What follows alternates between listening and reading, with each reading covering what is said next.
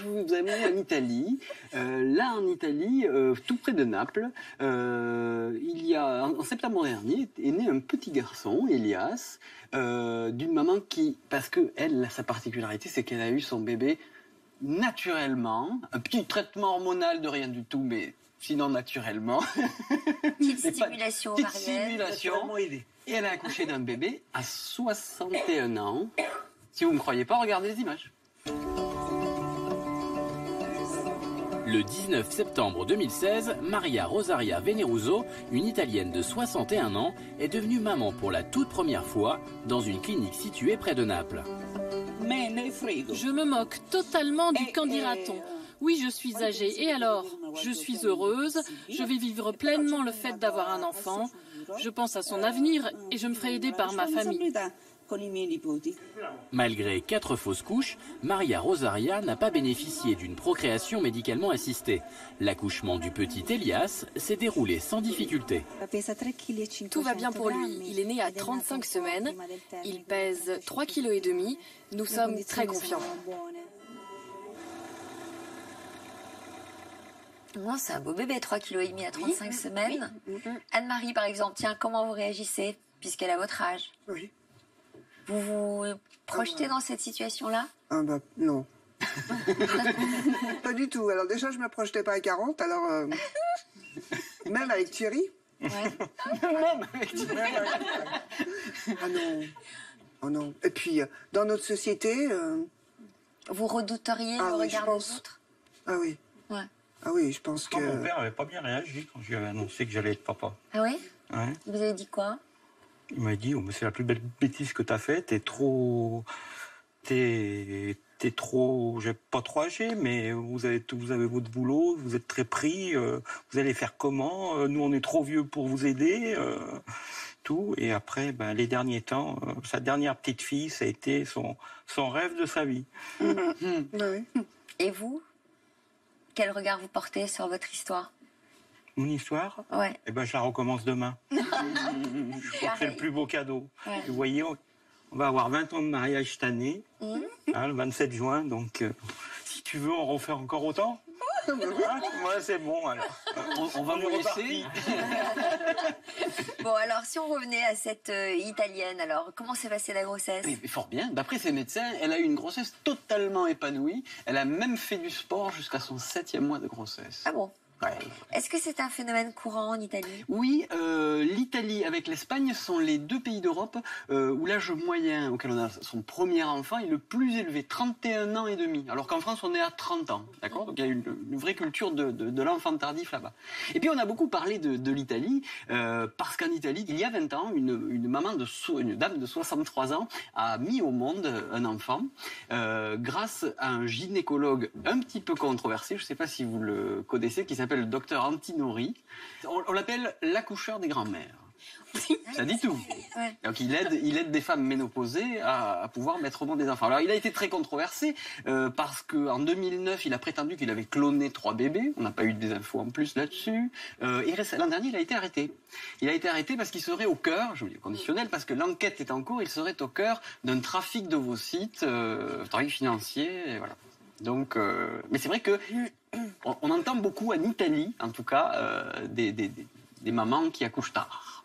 Vous avez un avis là-dessus, Sylvain? Alors, on a un pays dans lequel il y a beaucoup de lois, beaucoup de protections autour justement de la procréation médicalement assistée. Il faut vraiment avoir un œil très prudent justement vis-à-vis des trafics potentiels. Ça représente des sommes financières potentiellement colossales. On pourrait imaginer, ça n'a pas l'air d'être trop le cas actuellement, mais on pourrait imaginer des vrais trafics d'êtres humains, des vrais trafics d'embryons, etc., si on commence à laisser circuler des ovocytes fécondés. Il faut vraiment, mais encore faut-il avoir une vision mondiale de la chose, parce que on pourrait tout à fait imaginer que des pays riches aillent se servir d'ovocytes fécondés assez librement, et on est obligé d'avoir des lois là-dessus. Et comment on explique que dans ces pays méditerranéens, l'âge moyen pour un premier enfant soit aussi tardif? Je crois que les femmes vivent leur vie de femmes, travaillent, etc., et vont se retrouver un petit peu plus tardivement avec le désir de grossesse, donc l'assument à ce moment-là. C'est marrant, quand j'aurais elles ont dit ça des pays nordiques. Oui, c'est vrai.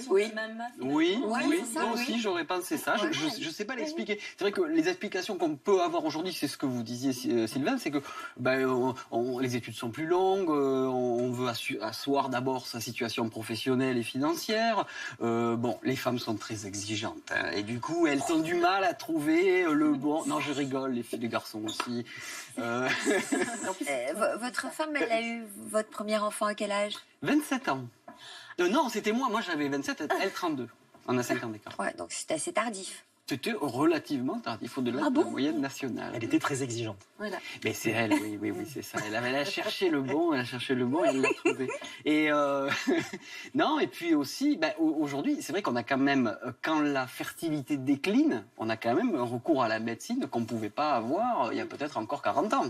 On a le petit clin d'œil, c'est qu'on a beaucoup de patientes qui viennent, je ne sais pas si Didier vous serez d'accord, mais on a beaucoup de patientes qui viennent avec l'angoisse de ne plus pouvoir être maman, et ce très tôt. On a régulièrement des patientes qui viennent à partir de 25-30 ans en disant faites-moi des examens pour voir si je vais pouvoir être maman. Parce que, là, c'est pas le bon moment, mais si je veux en faire dans 5 ans, dans 10 ans, il faut que vous me disiez si je serai toujours fertile. En fait, on peut pas le dire. On a absolument aucune idée. D'autant plus que la fertilité n'est pas dépendante d'une personne, mais de 2 personnes. Donc ce sera dans des conditions données, avec un partenaire bien déterminé. Donc. Et moi, ça va même jusque plus loin, puisqu'il y a une patiente qui était venue une fois au cabinet qui m'a dit « Je voudrais que vous fassiez le test pour savoir si je peux avoir un enfant un jour. » Puis je dis « Il n'en existe pas. Le seul moyen, ça serait d'essayer. » Et elle est venue 2 mois après, enceinte. Elle m'a dit « Docteur, il faudrait faire une interruption de grossesse. » C'est bon, je sais que je peux être enceinte.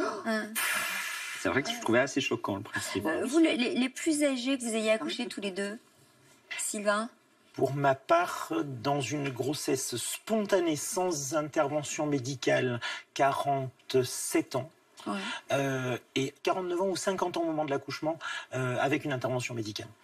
C'était des jumeaux, et c'est une dame où la fin de grossesse était d'ailleurs très compliquée, elle avait beaucoup de mal.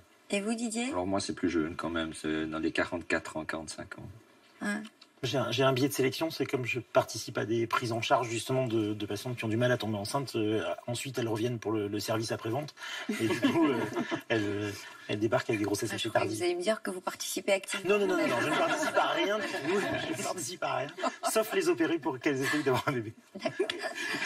L'ordre des médecins français est beaucoup plus rigoureux que l'ordre des médecins suisses, justement. En tout cas, en France, je ne sais pas en Belgique, mais en tout cas, c'est un vrai phénomène parce qu'en 20 ans, le nombre de femmes qui ont accouché après 40 ans a été multiplié par 2. Donc, mais oui, on veut travailler, monsieur, avant. Mais oui, bravo. Je vous y encourage. À certaines responsabilités, à certains succès.